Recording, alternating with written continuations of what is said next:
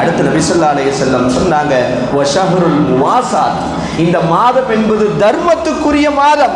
இந்த மாதத்தில் அல்லாஹ் எல்லாருடைய ரிஸ்கிலேயும் அல்லாஹ் பரக்கத் செய்கின்றான். ரசூலுல்லாஹ் அடுத்து சொன்னாங்க, குறிப்பாக இஃப்தாருடைய நேரம், நோன்பு திறக்கிற நேரம் இருக்கிறதே, ஒரு நோன்பாளிக்கு நம்ம நோன்பு திறக்கிறதுக்கு உணவு கொடுத்தா, நோன்பு திறக்கிறதுக்கு உணவு கொடுப்பது என்பது ரொம்ப சிறப்புக்குரிய விஷயம். அப்படி நாம் ஒரு நோன்பாளி நோன்பு திறக்கிற நேரத்தில் இஃப்தாருக்கு நாம் உணவு அளித்தால் அவர் செய்த அனைத்து பாவங்களுக்கும் அது மன்னிப்பாக ஆகிவிடும்.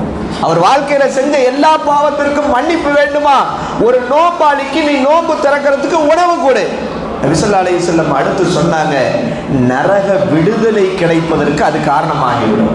எது கிடைப்பதற்கு காரணம்? நரக விடுதலைக்கு காரணமாகிவிடும்.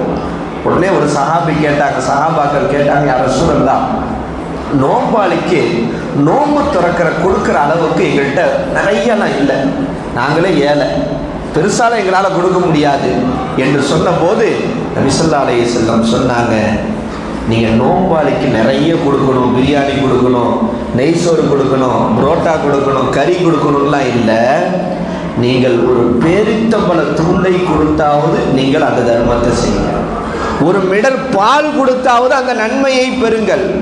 ஒரு சாதாரண சின்ன உங்களால் எவ்வளவு முடியுமோ அதை நோன்பாளிக்கு கொடுங்கள். நீங்க பெருசா கொடுக்கணும்னு இல்லை, உங்களால் முடிந்த அளவுக்கு நோன்பாளிக்கு கொடுங்கள். அந்த நோன்பு திறப்பதற்கு கொடுத்தால் அல்லாஹ் நரக விடுதலைக்கும் பாவ மன்னிப்புக்கும் காரணமாகிவிடும்.